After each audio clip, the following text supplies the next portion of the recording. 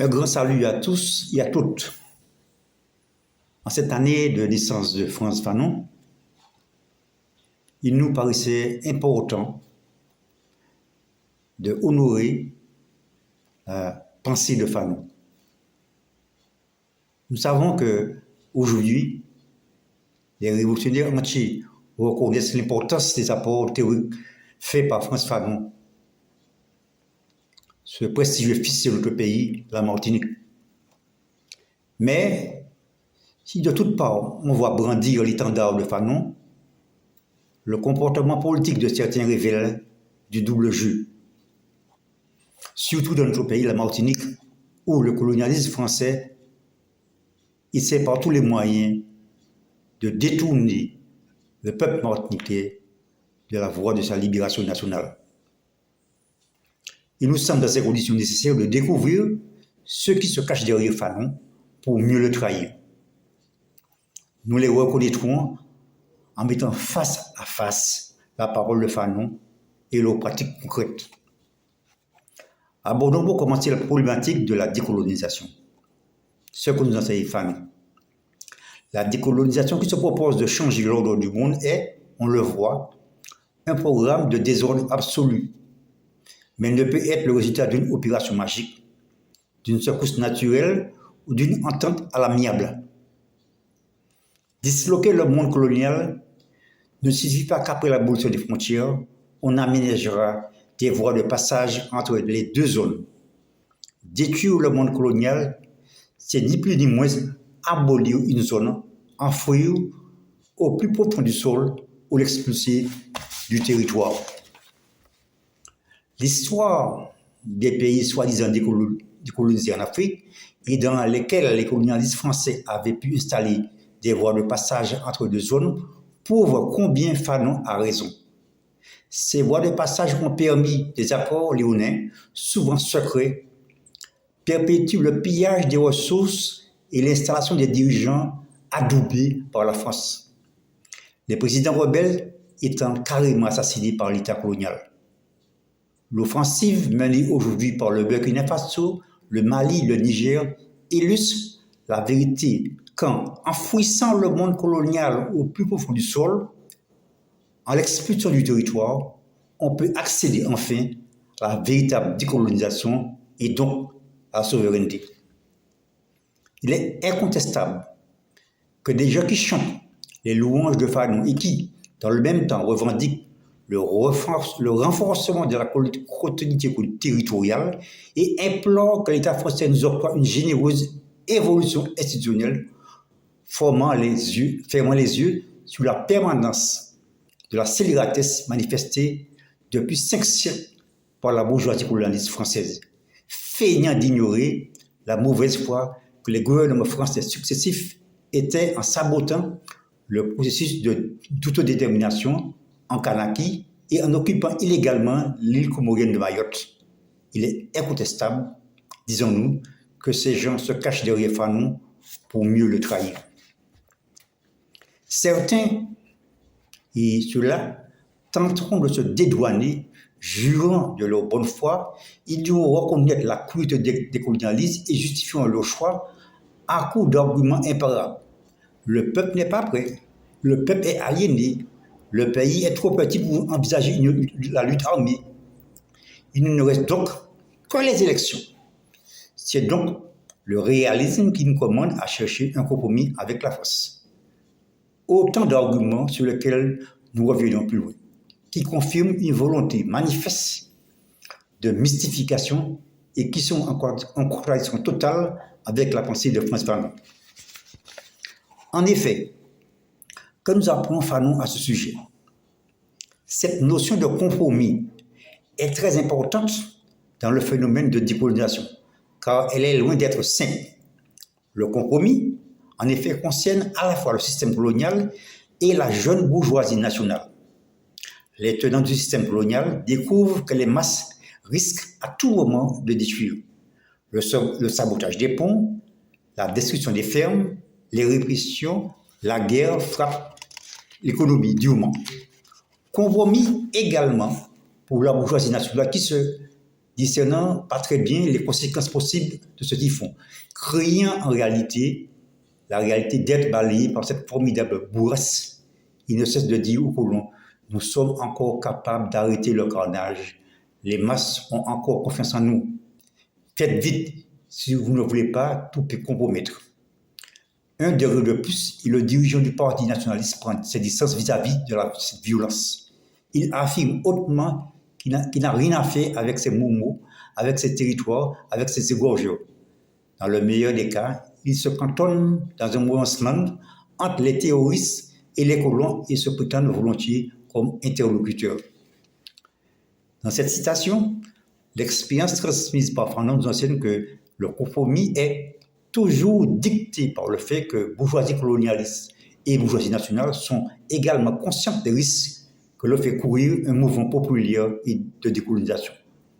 Le compromis est basé sur des intérêts de classe et s'oppose au processus révolutionnaire. Dans notre pays, la bourgeoisie nationale, au sens strict, n'existe pas. La base sociale sur laquelle s'appuient les partis assimilationnistes et nationalistes bourgeois qui prônent l'intégration ou le compromis est constituée d'employés de la fonction publique et du secteur tertiaire dont le statut est directement lié à la tutelle française. Bien entendu, ces partis disposent aussi d'un soutien d'une partie des classes populaires qu'ils conditionnent par le discours président une accentuation de la misère quand il y a une éventuelle largage. C'est donc de ne pas changer fondamentalement le système qu'ils prônent ce compromis. Alors, quand ces gens se cachent derrière la bannière de Fanon, nous avons le devoir de faire tomber les masses. Et comme nous évite Fanon, de multiplier les explications et faire comprendre aux militants que les concessions de l'adversaire ne doivent pas aveugler. Ces concessions qui ne sont rien d'autre que des concessions ne portent pas sur l'essentiel. Et dans la perspective du colonisé, on peut affirmer qu'une concession ne porte pas sur l'essentiel quand elle ne touche pas le régime colonial dans ce qu'il a d'essentiel.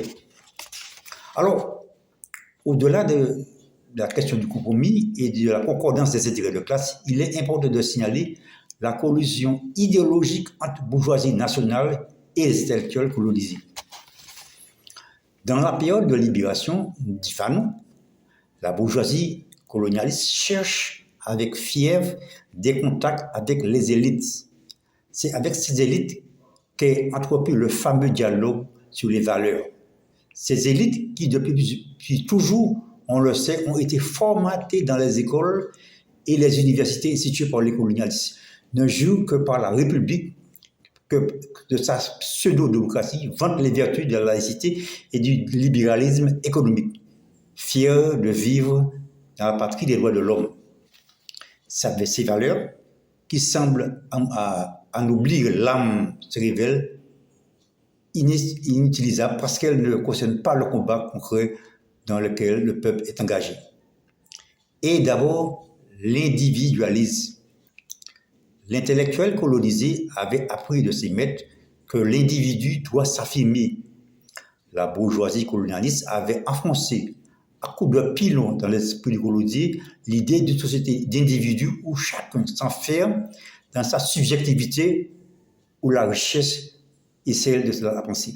Or, le colonisé qui aura la chance de s'enfuir dans le peuple pendant la lutte de libération va découvrir la fausseté de cette théorie. Les formes d'organisation de la lutte vont déjà leur proposer un vocabulaire inhabituel. Le frère, la sœur, le camarade sont des mots proscrits par la bourgeoisie colonialiste parce que pour elle, mon frère, c'est mon portefeuille, mon camarade, c'est ma combine. Et puis, l'intellectuel qui a pour sa part suivi le colonialisme sur le plan de l'universel abstrait va se battre pour que le colon et colonisé puissent vivre en paix dans un monde nouveau. Si après avoir lu Les années de la terre, Peau noire et masque blanc, on continue à glorifier les valeurs de la bourgeoisie occidentale, il est indécent de se cacher derrière Fanon pour collaborer avec le colon. En vérité, le nationalisme petit bourgeois et l'intellectuel colonisé ne veulent pas vraiment de la rupture avec la France coloniale. Nous avons parlé plus haut de l'obsession des élites de se démarquer de toute forme de violence. Vous voyez avec quelle unanimité elles s'efforcent chez nous de condamner la violence et de se démarquer de ses auteurs quand s'érigent les barrages générateurs de débordement. Pas question pour eux de profiter de ces moments-là pour dénoncer les causes profondes de ces explosions sociales. Voici ce que les femmes concernant cette problématique. Quelles sont les forces qui, dans la période coloniale, proposent à la violence du colonisé une nouvelle voie, de nouveaux pôles d'investissement? Ce sont d'abord les partis politiques et les élites intellectuelles ou commerciales. Or, ce qui caractérise certaines formations politiques, c'est le fait qu'elles proclament des principes, mais s'abstiennent de lancer des mots d'ordre. Toute l'activité de ces partis nationalistes dans la période coloniale est une activité de type électoraliste. C'est une suite de dissertations philosophico-politiques sur le thème du droit des peuples à disposer d'eux-mêmes, du droit des hommes à la dignité et au pain, l'affirmation du principe « un homme, une voix ». Les partis politiques nationalistes n'insistent jamais sur la nécessité de l'épreuve de force, parce que leur objectif n'est pas précisément le renversement radical du système. Pacifistes, légalistes, en fait partisans de l'ordre nouveau, ces formations politiques posent cruellement à la bourgeoisie colonialiste la question qui est essentielle. Donnez-nous plus de pouvoir. Qui ne reconnaîtra pas l'existence de cette réalité chez nous et qui niera que certains des partis concernés bandissent abusivement l'étendard de Fanon. Nous avons cité plus haut des arguments démagogiques utilisés par certains partis et leurs dirigeants pour justifier leur choix opportuniste. Le peuple n'est pas prêt, blablabla. La manière de capter un pouvoir, aussi illusoire soit-il, dans les terres. Fanon défend systématiquement l'idée que l'objectif de décolonisation ne peut être atteint qu'à condition essentielle que celle-ci soit imposée par les masses populaires, organisées et politisées. Précisons que quand il parle de politisation des masses, il entend qu'elles soient préparées et assumées effectivement le pouvoir. C'est après l'indépendance que l'Algérie qu'il écrivait ces mots puissants qui suivent. La politisation des masses est pas la mobilisation de 3 ou 4 fois l'an de dizaines ou de centaines de milliers d'hommes ou de femmes. Ces meetings, ces rassemblements spectaculaires s'apparentent à la vieille tactique d'avant l'indépendance où on exhibait ses forces pour se prouver à soi-même, et aux autres qu'on prouvait qu'on avait le peuple avec soi. La politisation des masses se propose non d'informer les masses, mais de les rendre adultes. Si le leader me conduit, je veux qu'il sache qu'en même temps, je le conduis. La nation ne doit pas être une affaire dirigée par un Manitou. Fanon dit encore qu'il faut se battre avec ténacité pour que jamais le parti ne devienne un instrument docile aux mains d'un leader. La pensée de Fanon est encore plus explicite quand il écrit par ailleurs.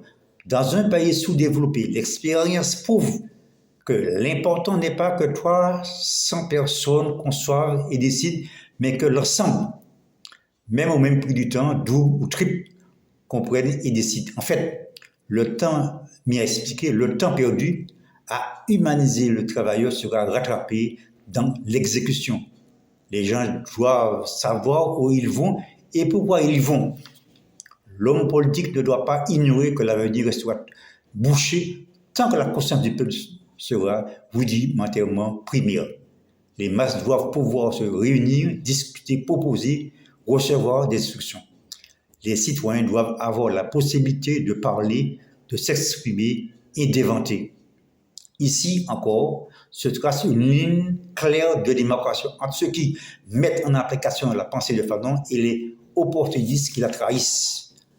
Entre, d'une part, ceux qui militent pour organiser les masses à la base, pour contribuer à l'élévation de leur esprit et à leur capacité de diriger, et d'autre part, ceux qui parlent de décolonisation s'opposent en porte-parole du peuple sans porter la moindre contribution à son émancipation. En ceux qui se considèrent comme des soldats au service de leur peuple et ceux qui s'autoproclament guides ou leaders, sans connaître les moindres pensées, les moindres aspirations profondes du peuple. Alors, la dernière problématique sur laquelle nous pencherons concerne le message anti-blanc qui existe au sein du mouvement anticolonialiste. Pour commencer, référons-nous à l'expérience de Fanon qui, dans Peau noire et masque blanc, nous rappelait que le peuple qui, au début de la lutte, avait adopté le manichéisme primitif du colon, les blancs et les noirs, les arabes et les roumis, s'aperçoivent en cours de route, qu'ils arrivent à être des noirs, d'être plus blancs que le blanc, et que l'éventualité d'un drapeau national, la possibilité d'une nation indépendante, n'entraîne pas automatiquement certaines couches de la population à renoncer à leurs privilèges ou à leurs intérêts. Cette situation a le mérite de nous rappeler que la division raciale est fille du manichéisme primitif du colon. Ailleurs, il y a du monde noir et du monde blanc, que tous deux ont à s'écarter des voies inhumaines qui furent celles de leurs ancêtres respectifs afin qu'il naisse une véritable communication. Dans plusieurs écrits, Fanon insiste sur la nécessité de porter explication qui fait passer le peuple du nationalisme global et indifférencié à une conscience sociale et économique. Parmi eux, qui ressentent une aversion spontanée contre tout individu blanc, beaucoup ont une conscience traumatisée par le passé douloureux subi par nos ancêtres, par la cruauté dont le pouvoir colonial a toujours fait preuve dans notre pays. Car le fait aussi que la domination coloniale actuelle s'exprime toujours par la présence exclusive à la tête de toutes les institutions des ressortissants européens, dont beaucoup affichent leur suprémacisme. Il revient à tous les militants imprégnés de la pensée de Fanon la tâche de montrer que c'est précisément à nous, peuple en lutte pour la décolonisation, de rendre leur humanité à tous les habitants de la planète. Et que nous dirons pour conclure, c'est que ceux qui se cachent derrière Fanon pour le trahir sont un détachement d'une bourgeoisie inutile et nocive qui rêve de tirer son épingle du jeu, un pseudo-processus de décolonisation. À travers notre contribution, nous entendrons répondre à l'appel de Frantz Fanon pour lequel il demandait explicitement que l'effort conjugué des masses encadrées dans un parti et des intellectuels ou d'un peu conscients et armés de principes révolutionnaires barrent la route à cette bourgeoisie inutile et nocive.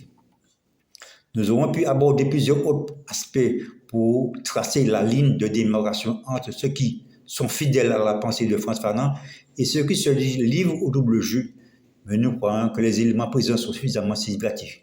Quant à nous, nous tenons à réaffirmer avec fidélité à la pensée du grand révolutionnaire martiniquais en citant trois des principes fondamentaux qu'il nous a confiés. 1. Les mains magiciennes ne sont en définitive que les mains du peuple. Être responsable dans un pays, c'est savoir que tout repose en définitive sur l'éducation des masses, sur l'élévation de la pensée et sur ce qu'on appelle trop rapidement la politisation. Le combat respectif collectif suppose une responsabilité collective à la base et une responsabilité collégiale au sommet. Je pense que sous ces mots, nous pouvons dire que Fanon, avec sa contribution, permet d'éclaircir un petit peu ce que nous appelons très vulgairement cette errance qui existe dans ce monde politicien. Je veux bien dire ce monde politicien et non ce monde politique. Je vous remercie.